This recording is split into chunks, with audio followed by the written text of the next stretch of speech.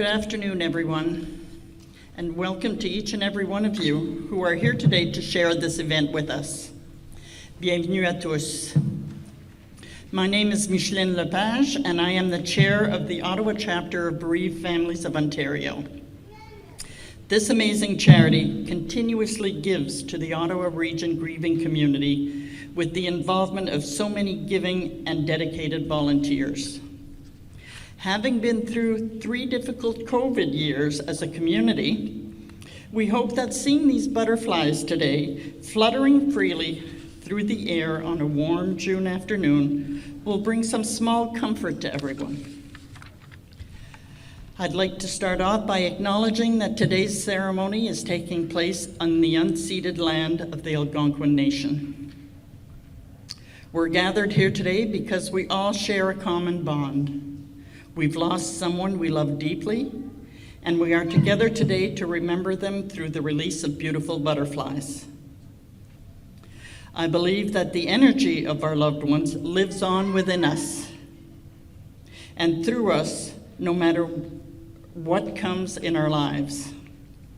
The butterfly is a symbol of endurance, change, hope, and transformation. And for many of us, the butterfly brings us hope for both ourselves and our loved ones. Our hope for ourselves is that we can transform and learn how to deal with our loss, and eventually we hope we will learn to see the beauty in life again. It is through healing that we too can be transformed, knowing that we will never be the same, that we will be different. We carry our loved ones in our hearts. My wish for everyone here today is that you find your own way forward with the love you feel in your heart. My hope too is that by gathering here as part of BFO's community, you know that you are not alone, that we are here to help you deal with the part of life that are difficult for each and every one of us that we have experienced with our losses. My name is Stephanie Fragman. I am a board member with BFO Ottawa, and I will be your MC this afternoon. I joined the board because of my personal experience with loss, having lost my partner Jack. He was murdered in 2001, so I can relate to some of our guest speakers' experience today. I believe it is of great value to honor our losses and the continuing bonds we share with our loved ones. To do so contributes to our own well-being and the well-being of those around us. Our memorial ceremony today includes a few things. There will be some speakers, a pianist, a harpist, and a flautist, some poems, the opportunity to say your loved one's name at the microphone if you wish to, releasing a live butterfly in memory of your loved one, and we'll end with some light refreshments. We will guide you through every step of the ceremony. I would first like to invite Erica Wagner, Program and Fundraising Coordinator at Beechwood. She's going to say a few words about the Beechwood Cemetery and this beautiful sacred space that we are in, and a few words about the rock that you see here in the middle of the room. Erica? Hello, everyone. On behalf of Beechwood's Board of Directors and staff, welcome to Beechwood, the National Cemetery of Canada. Mesdames et Messieurs, bienvenue à Beechwood, the Cimetière National du Canada. My name is Erica, and I am the Programming and Fundraising Coordinator for the Beechwood Cemetery Foundation. It is really nice to see people back inside the sacred space and to be able to unite after such a long separation. BFO Ottawa does fantastic work supporting the bereaved, and Beechwood is so proud to help with the great work that they do, especially this year during Beechwood Cemetery's 150th year, as we continue to host local charities like BFO Ottawa who support our community. For those of you who have never been to Beechwood before, and even those of you who have been here many times, people are often amazed at the beauty that resides here. One of those being the magnificent rock, which you can see here in the center of the room. It's quite unusual to see a rock this size in a sacred space. However, it serves an important purpose.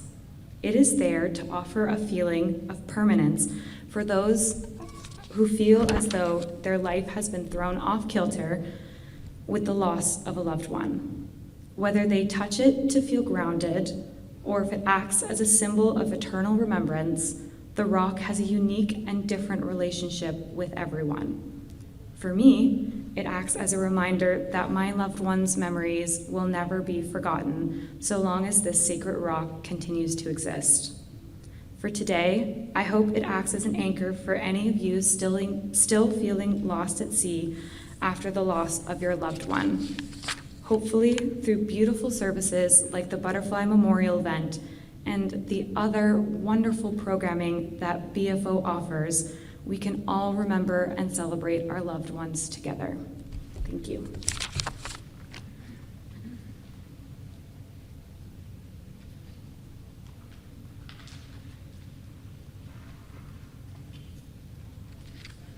Good afternoon, everyone. My name is Jane Davey, and I'm the Program Manager here at Bereaved Families of Ontario, the Ottawa region, otherwise known as BFO.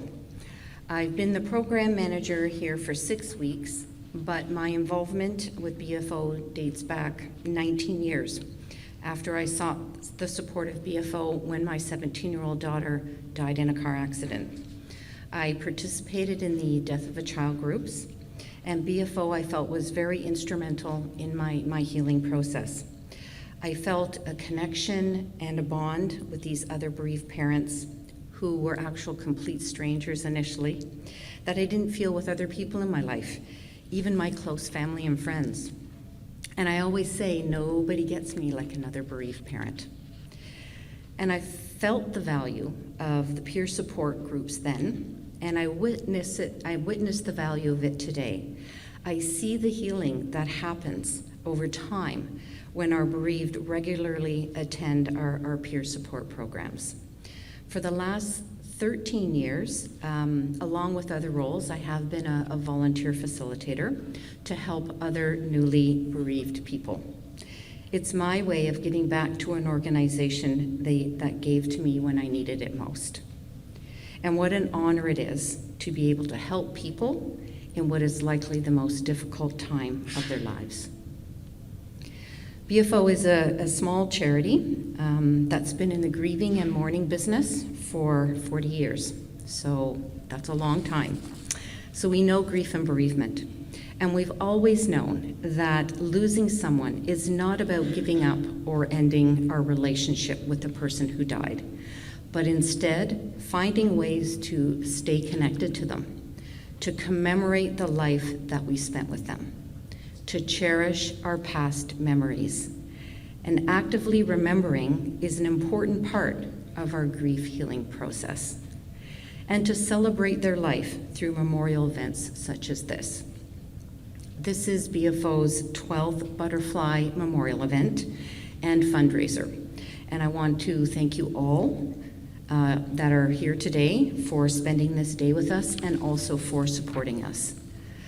And what most people don't know is that Bereaved Families is a small charity that relies on donations and our community support in order to be able to run our programs.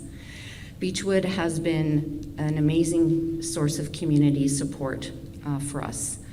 3 times a year they donate this space, and Erica gives her time in order for us to be able to put on memorial events like this. So we're eternally grateful for Beechwood. The funds raised today, they will allow BFO to continue to offer our support programs that are open to anyone and everyone that is grieving in our Ottawa community. We provide 275 groups a year. And to provide training and education for BFO's new volunteer facilitators who want to give back and help the newly bereaved. And some of our facilitators are here today, they are a wonderful source of support, and they have the lived experience, and we're just so grateful that they've felt ready to come back and help all the participants that come through our programs. And I want to also say a special thank you to Kathleen Cameron and Lise Corshen, who are volunteers on our BFO event committee. They've done a lot of work beforehand getting ready for today, and we're very, very grateful for their help. And our board members are the roll up your sleeves and help pitch in kind of people, and they spend countless volunteer hours, including helping with this event today. Michelin, Sean, Stephanie, and Althea. Most of them are sitting in the front row, and if you have a chance to say hi later on, then please do. So thank you to all our volunteers. We wouldn't be here today without your dedication. I would like now to introduce our special guest speaker, Anna Korutowska. Anna is the widow of Ottawa Police Constable Eric Chapnik, who was murdered in 2009 at the Civic Hospital while he was on duty. Anna has kindly offered to speak about the difficult death of her husband and her journey through grief and healing. Anna.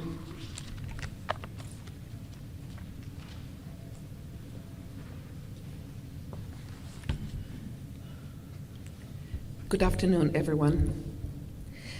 My name is Anna Korutowska. I would like to briefly introduce myself.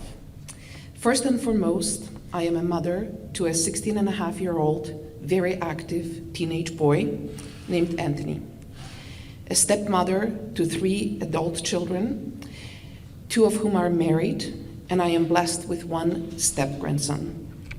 I am a dog mama to a 9-month-old West Highland Terrier, a Westie puppy named Ramos. I am an accountant who works at CMHC, or Canada Mortgage Housing Corporation. I am a realtor in Ontario, and I volunteer on several boards of directors.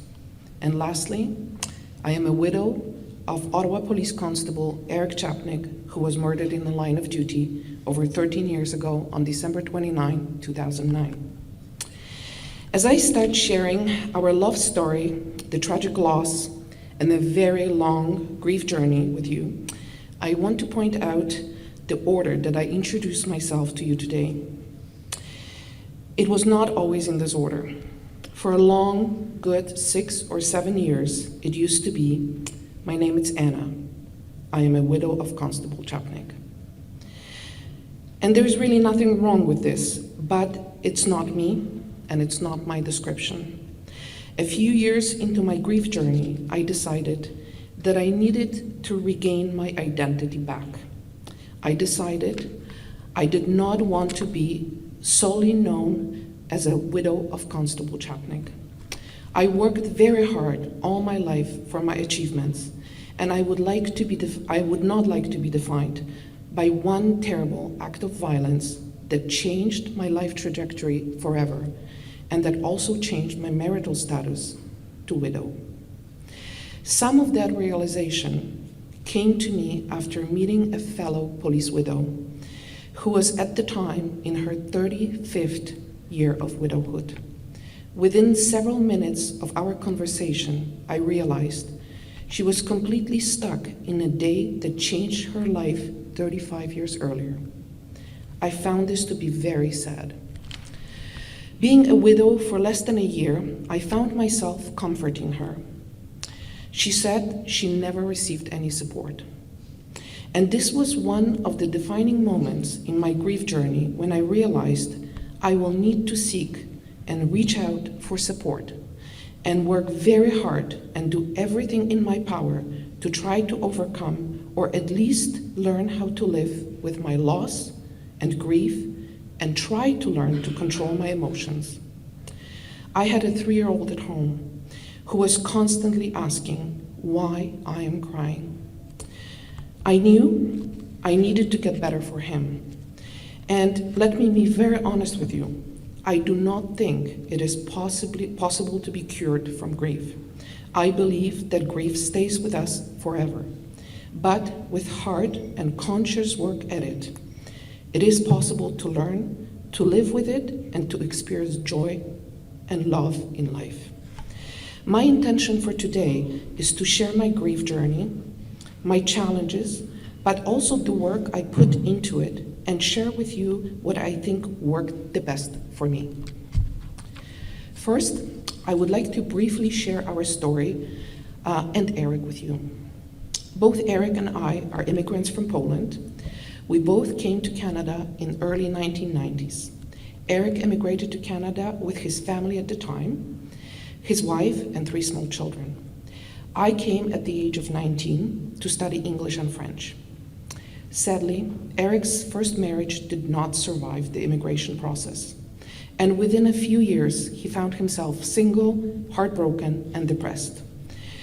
It took a bit of tough love, a lot of self-care, and a few good years for Eric to come to terms with his family breakdown. His first wife and children moved away to Toronto, and the visits with his children were only during school holidays, and as they grew older, had activities, first jobs, first relationships, they were less and less interested to come visit their dad here in Ottawa. At that time, I just turned 30 and gave up on finding love. Decided to focus on my career, travel the world, live life, and I planned to adopt a child at 35, or by 35. Well, God had a different plan for me. I met Eric on a blind date set up by a mutual friend. We started dating, we were engaged within 6 months, and married shortly after. We bought a new home together, and 2 years later, we were welcoming our son, Anthony. With newfound zest for life, Eric confided in me that his dream job has always been to become a police officer, just like his father was back in Poland for 30 years. While I was surprised at first, I quickly came to realize that he was a perfect candidate, in my very limited opinion. Eric was of sizable stature and was very honest, reliable, hardworking, easily accepted and followed authority, and while not perfect, he simply had his head screwed just right on his shoulders. In my view, solid qualities to become a police officer. I always believed that any passion and dream can become a reality with hard work and a little bit of encouragement. At almost 49 years old, Eric became the oldest hired police officer in Ottawa. He was apprehensive and timid at first, as he found himself working with many much younger people who were his superiors or colleagues, and with many more policing years under their belts. He quickly fit right in and became part of Family in Blue. Eric gained a nickname Pickles, which comes from our homeland's drink of choice, which is ice-cold vodka followed by a shot of pickle. He introduced this drink to his diverse group of comrades on his platoon during one evening when they were sharing stories of where they came from and what customs each of them have. That fateful December night, Eric was dispatched to a call that what was initially thought of to be a break and enter at the library turned out to be a violent sexual attack. Eric rushed to the hospital following the ambulance with the victim. The last time we spoke, it was around 10:30 on December 28, 2009. He called me to tell me to expect him home late the next morning, as he had a big case he was working on. The next thing, I was awakened by a doorbell. I could hear what sounded like a police radio coming from outside. It was around 5 a.m. on December 29, pitch black outside. When I looked out my bedroom window, I saw a police cruiser in my driveway, with both front doors wide open, and my first thought was that Eric forgot his lunch. Eric was quite frugal and always made and brought his own lunch. Terribly startled, I went downstairs and I saw flashlights shining through the glass of my front door.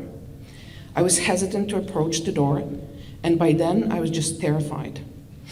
I knew it was not Eric. There were 2 police officers at my front door, who I learned later were Eric's staff sergeant and fellow platoon member. They informed me that I needed to come to the hospital with them because Eric was in the accident. The hospital building was lit up in red and blue lights reflecting off the building.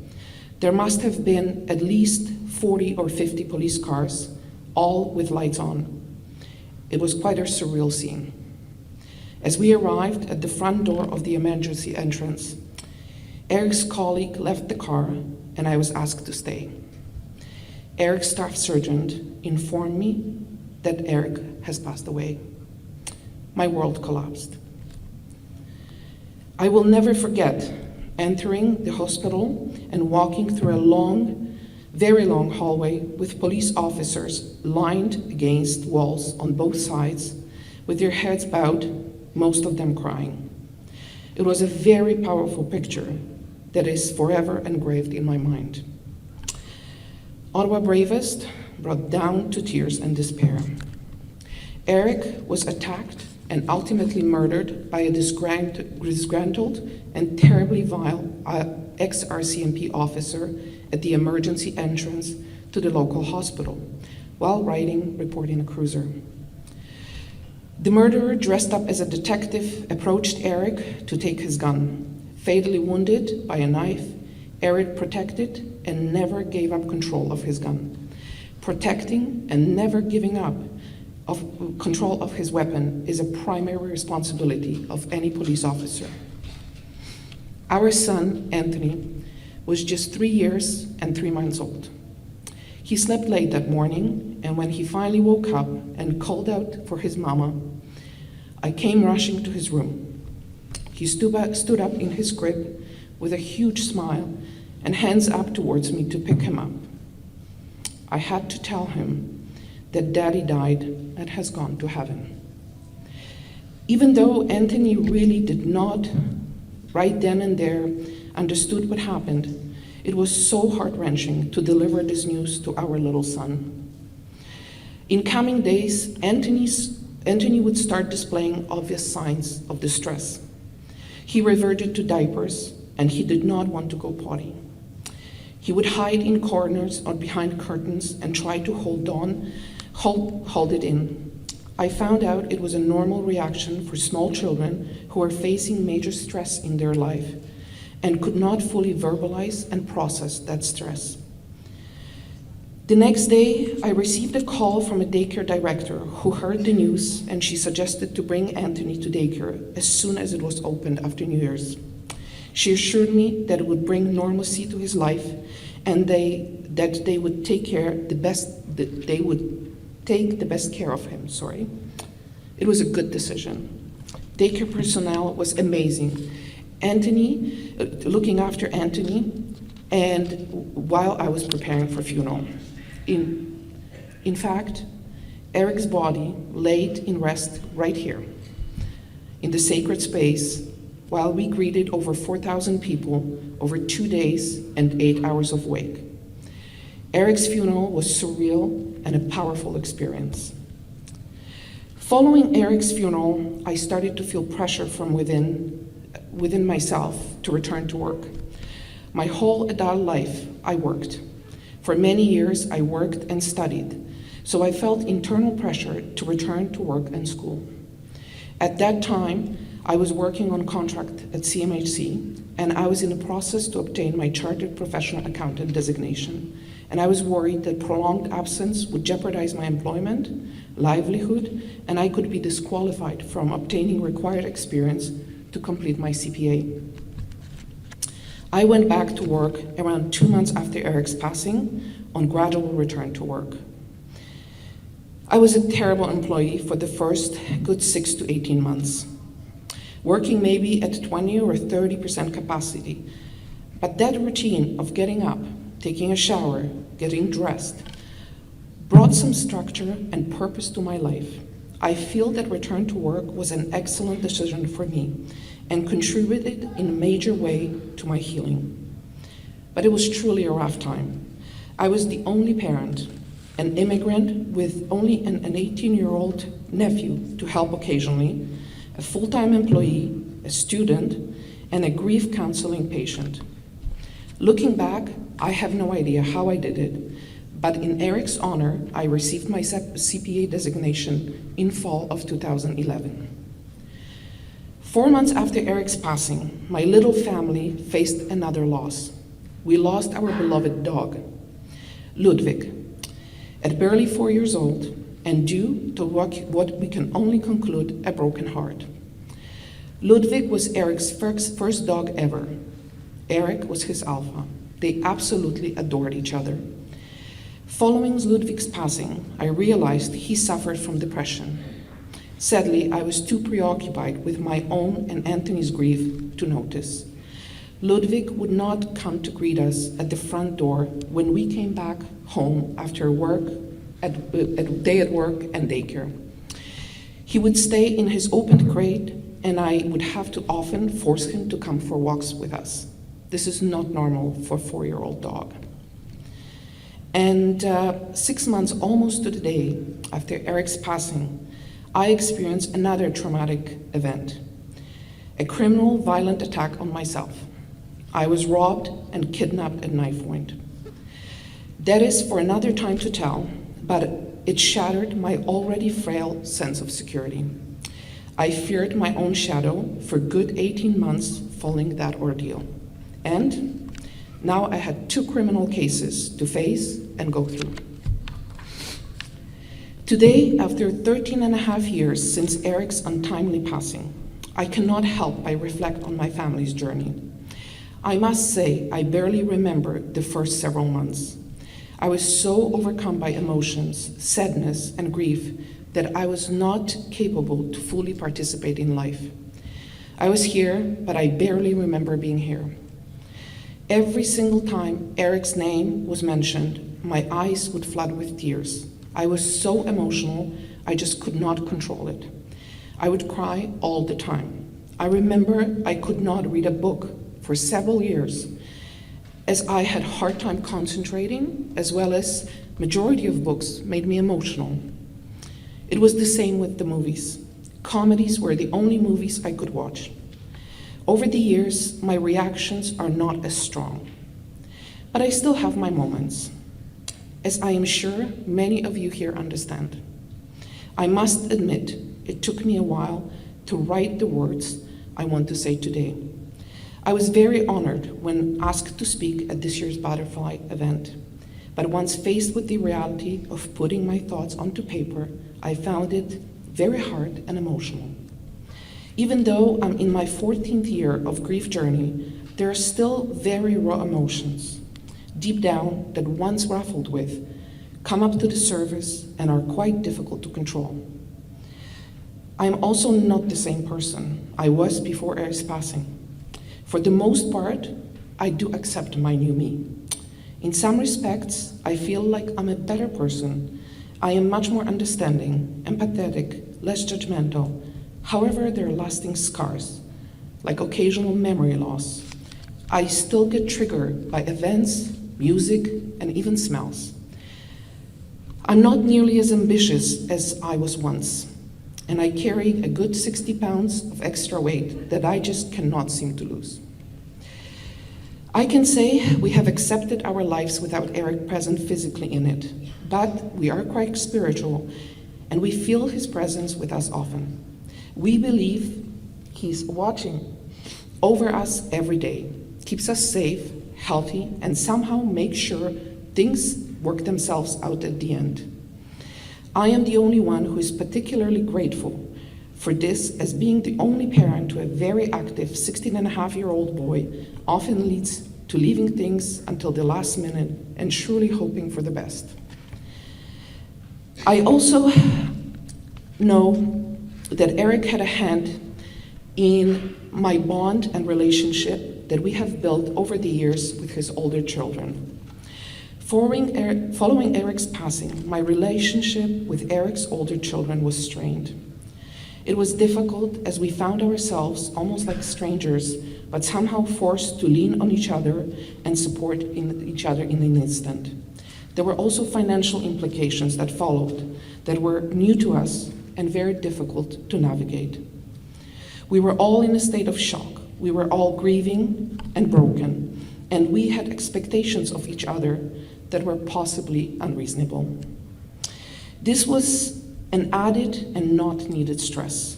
I remember one day I was faced with yet another decision to make that involved Eric's older children, and I had really only 1 or 2 people that I could honestly and openly talk to about those family issues. And that person said to me, "What do you think Eric would want?" And that was another defining moment in my grief journey. I realized I needed to consider what would Eric want me to do, how he would want me to handle certain situations. Of course, only sometimes I could be certain, and I would never know for sure, but including him and his choices in my decision made it all better and easier. I slowly became more confident in what I imagined he would want, and it truly helped me in the most difficult situation I was faced with. I knew for certain that he would want for me and Anthony to have a good relationship with his older children. I knew for certain he wanted my help, experience, and guidance for his older children. So I started to imagine what our lives would be like in 20 to 30 years, and that would become my path. I slowly started to build a relationship, build the trust, show them I truly cared, that I truly wanted them in our lives, that Anthony needed them as a little stepbrother. Today, I'm very proud to say that we have a good and respectful relationship with Eric's older children. We are one family. We spend time at the cottage together. They come for our major birthdays, holidays, and we are invited to all their major life events. I even have a very good, respectful relationship with Eric's ex-wife. I know we make Eric proud. It was not easy. It was challenging, but so rewarding at the end. I'm forever grateful for persevering and mending those important family relationships. Even though life did not turn out as we planned, and I would love to be able to change things and have Eric here with us, I am so grateful, and I cherish every moment I had with him. I am so very thankful for all the new people that entered my life during my journey of loss, grief, and survival. The fellow widows and widowers, the mothers and fathers of children of the fallen. The journey undoubtedly has been easier having this type of peer support in my life, as nobody truly understands a person what they're going through unless they walk the same or very similar path. Peer support was a major pillar in my grief journey. Very unexpectedly, I had gained several very close friends who came into my life like angels, always by my side, always holding my hand, and always keeping my family's best interest in mind. Finally, I'm forever indebted to my family in blue, here in Ottawa, but also across the nation and the US.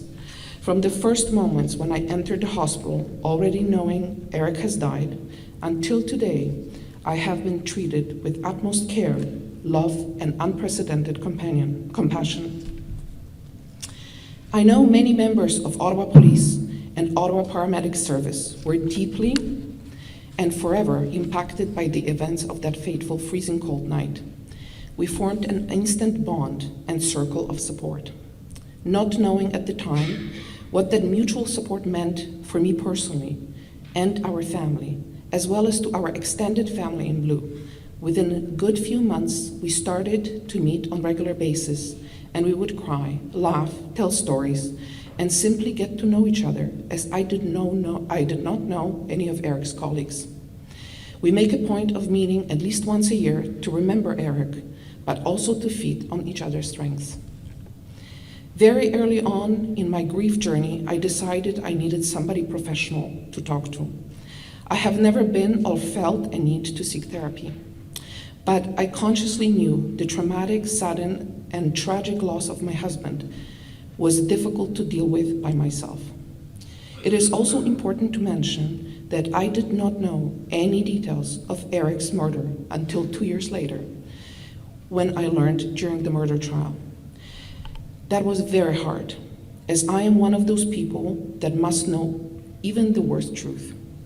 Since Eric's murder was very public, the Ottawa police detectives working the case were extra careful not to reveal any details of the case to me.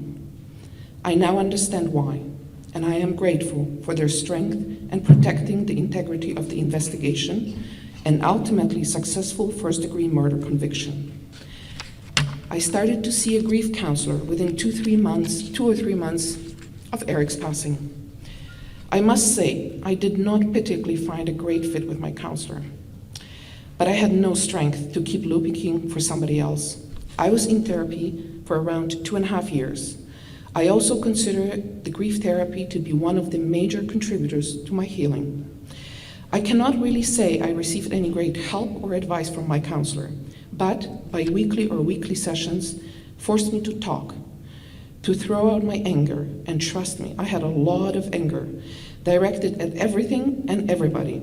It pushed me to vent, to cry, and that was exhausting, by cleansing and therapeutic at the same time. I was diagnosed with post-traumatic stress disorder.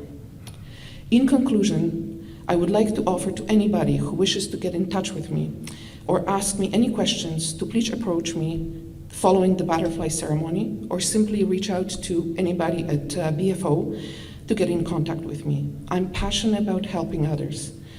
I hope my story gives you hope, because believe me, I know how hard it is to see the light. But please have faith. You can smile again. Thank you.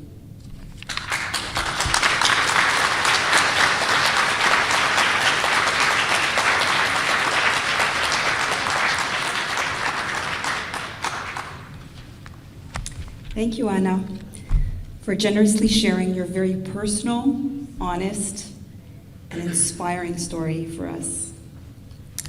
You've done a wonderful yet difficult job of continuing to bring Eric and your loss forward into your life. You are a beacon of hope to those of us who are earlier in our grief, and also those who have been dealing with it for a long time. Thank you so much. I would like to take a moment of silence to honor all first responders, but specifically Officer Chapnik, and also the 3 officers that were recently shot in Bourget on May 11th, Eric Mueller, who was murdered, and Marc Lezon and François Gamache-Asselin, who were injured. On va prendre un petit moment de silence, s'il vous plaît.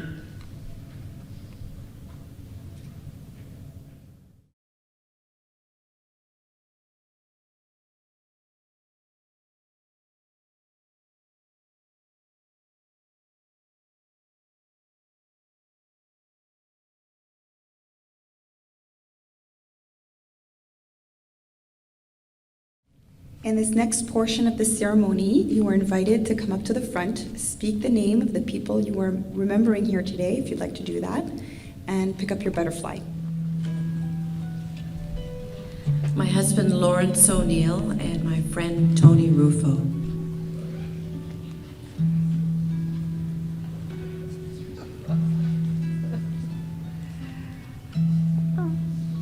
Hello. My dear friend Sheila Doyle from Nova Scotia, where she lays now, and in support of my other friends that are here today.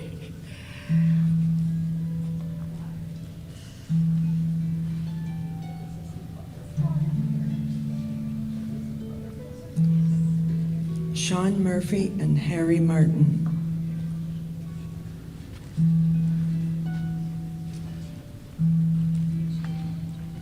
Linda Lackey, Mary Doppelhammer, and Helen Kendall.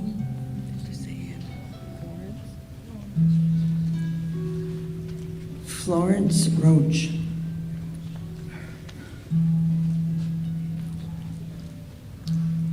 Wayne Bradley.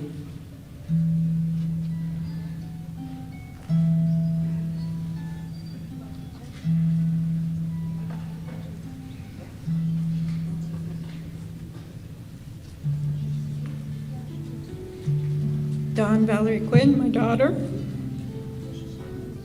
Emily Smith, my mom. Carlo Corbo, my friend.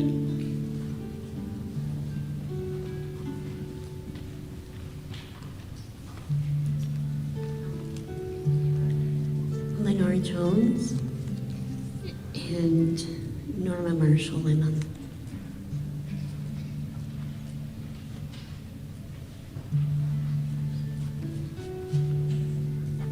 Fred Clark and John Clark.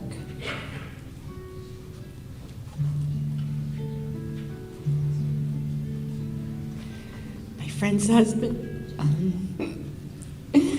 Bob Wachowski, and his son, and my friend's son, Jordan Wachowski, and my friend's daughter, Dawn Quinn.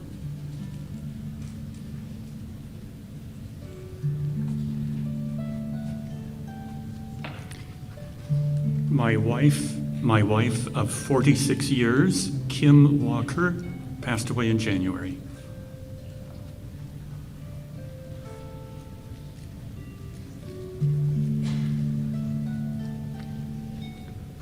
For my beautiful son, Chris.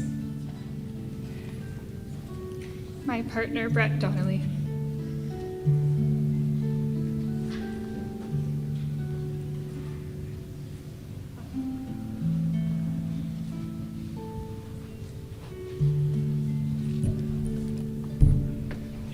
My uncle Danny and my dad Jason.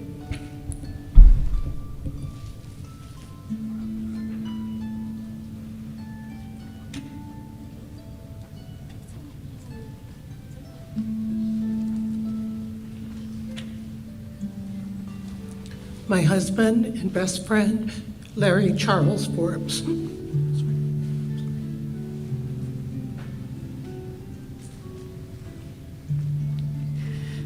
My sister, Katsiana Billion.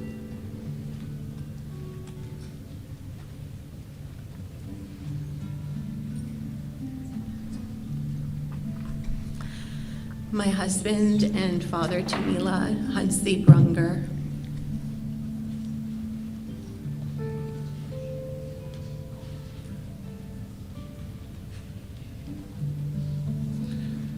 My sister and a daughter to my mother, Lisa Kathleen Crisp.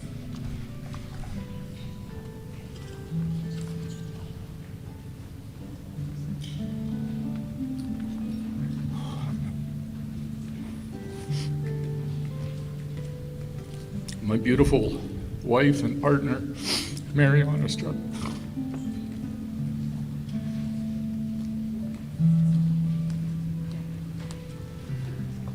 My partner, Fraser McKinnell, and my mom, Mary Onstruck.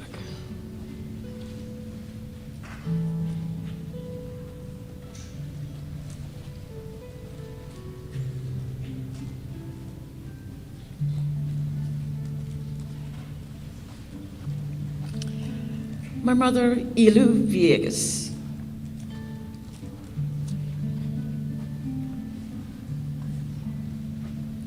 My dad, Kevin McCart.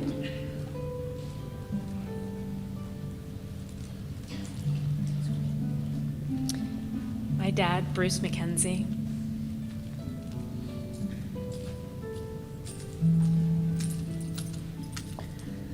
My partner, Melly Osmond.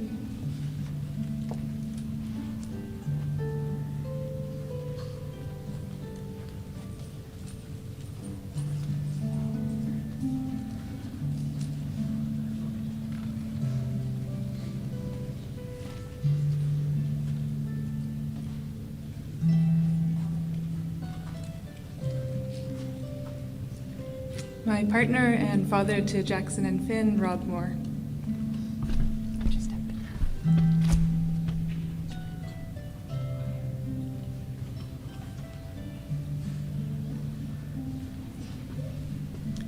Our son-in-law, Rob Moore.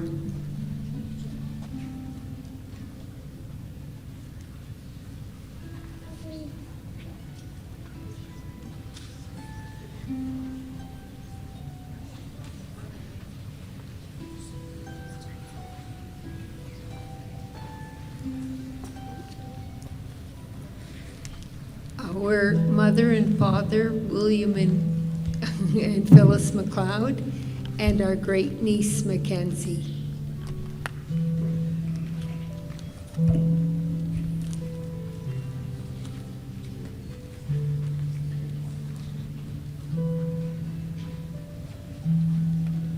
My husband of 36 years, Richard Tompkins. My father, Richard Tompkins.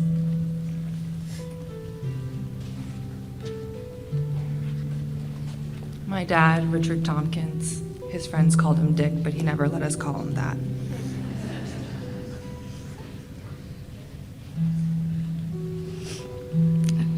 My mother, Valerie Young.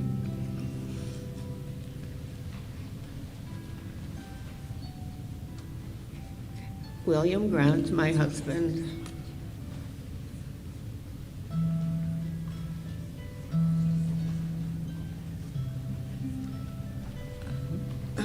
My husband, Jean-Guy Fournier.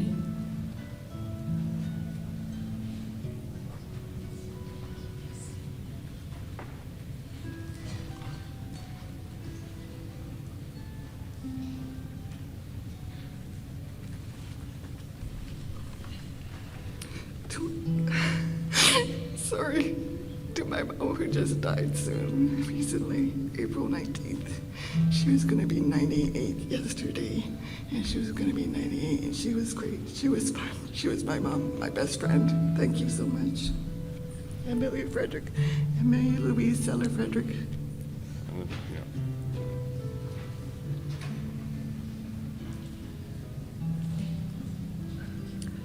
To my beloved husband, Dr. Donald Holmes, thank you.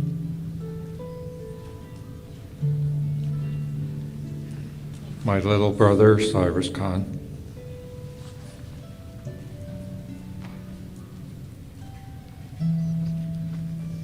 My son, Trevor Williams.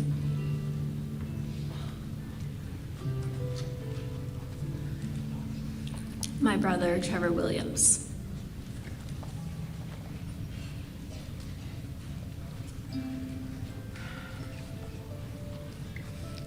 My mom's name is Sheila Paris. Her photo and name were left out of this slideshow today, so I just want you to see how beautiful she was.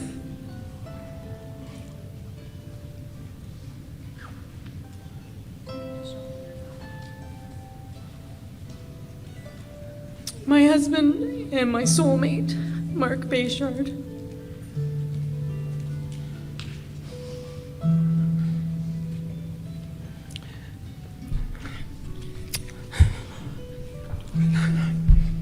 My husband and my best friend, Mike, who passed away 6 weeks ago.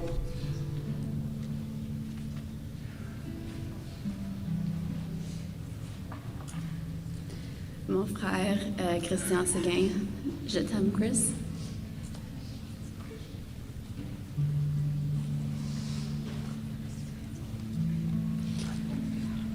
Our son, notre fils, Christian Séguin.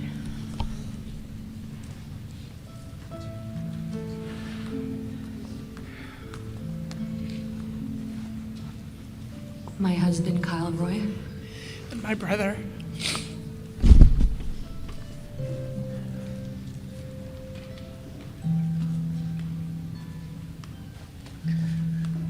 My brother, Vladimir Leon.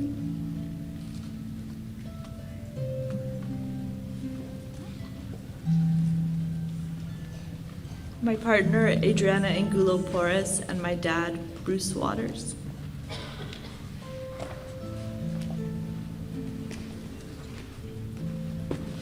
My husband, Michael Whalen.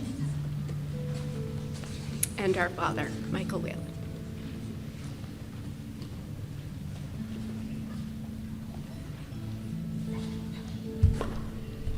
Mon époux, Richard Paré, après 50 ans de mariage, ça fait déjà 15 ans.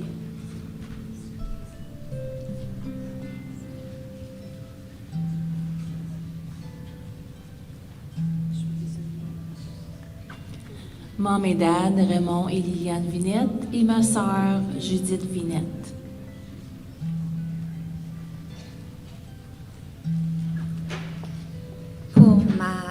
Pour ma maman, Judith Vinette.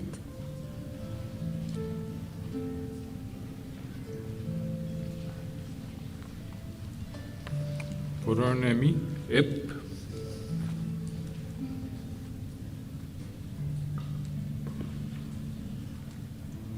Pour mon père, Roland Roy.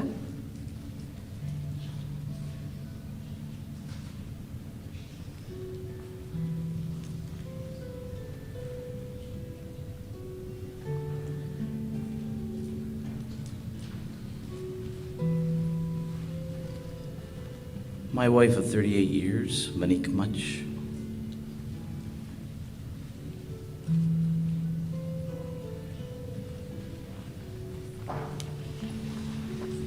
My father, Ahmed Burtal.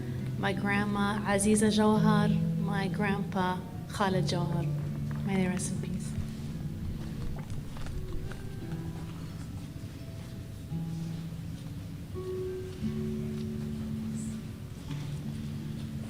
My husband, Pierre Aubry.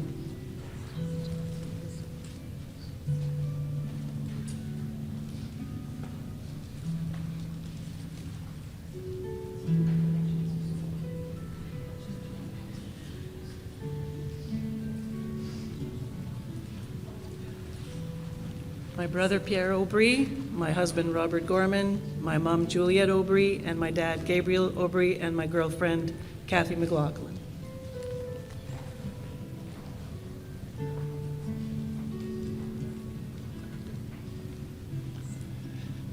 Pour Pierre Aubry et mes parents, Cécile et Léonce.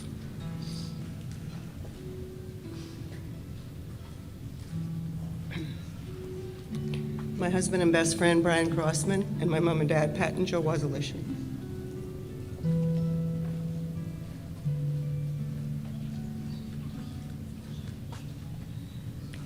My son, mon fils, Ethan Merman. My late wife, la femme, Manon Brisson.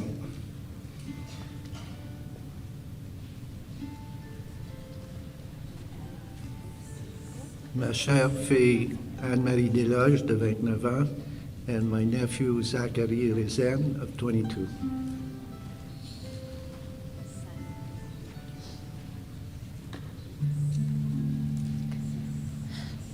Déjà 10 ans, ma fille chérie, Anne-Marie Desloges, et mon frère, Marc Rezen.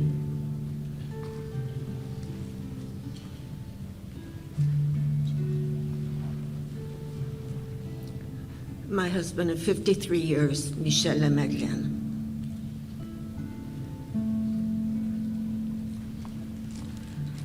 My mom, Nora Bailey, and my brother-in-law's brother, Kevin Bates.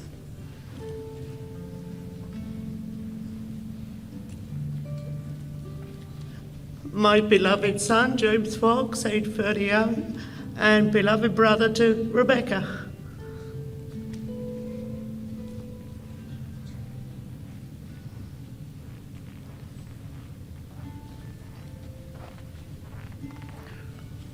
Our son, Martin Francis. And my dad, Philip Francis.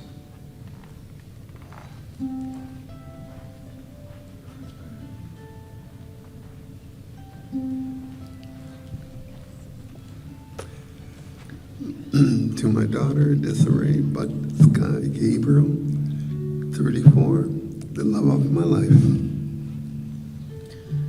As he said, our daughter, Desiree Bud Gabriel, she lost her fight to cancer 2 days before her 35th birthday. And her best friend, to Betty.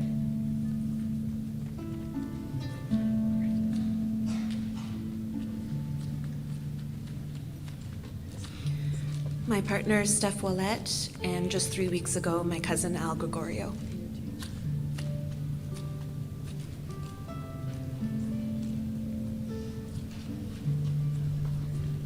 My husband of 52 years, Philip Bod.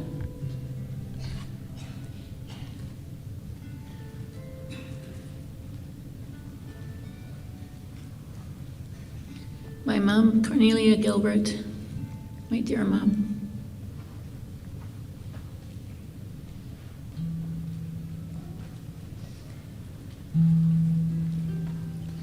My husband and father of 48 years, John Caleb Searle.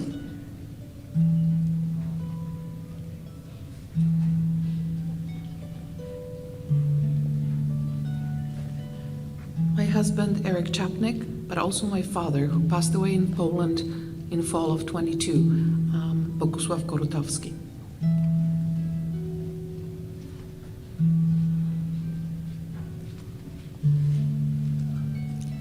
My husband, Michael Ennis, 50 years of marriage.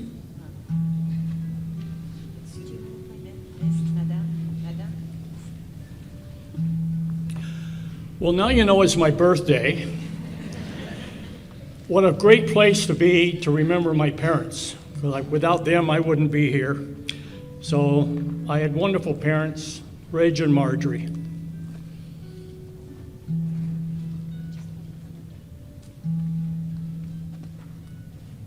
My daughter, Emily Keel.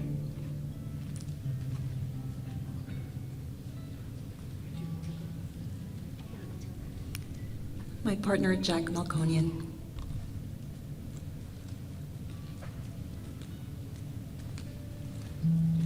My grandson, Kyle Leron McCready. My son, Bruce Levesque, and my parents, Colette and Guy Lepage.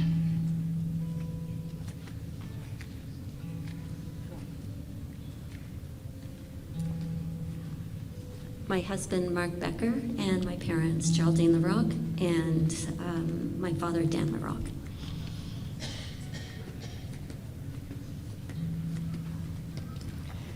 My close friend and fellow musician, Joan Milliken, and my parents, Barb and Abe Berg.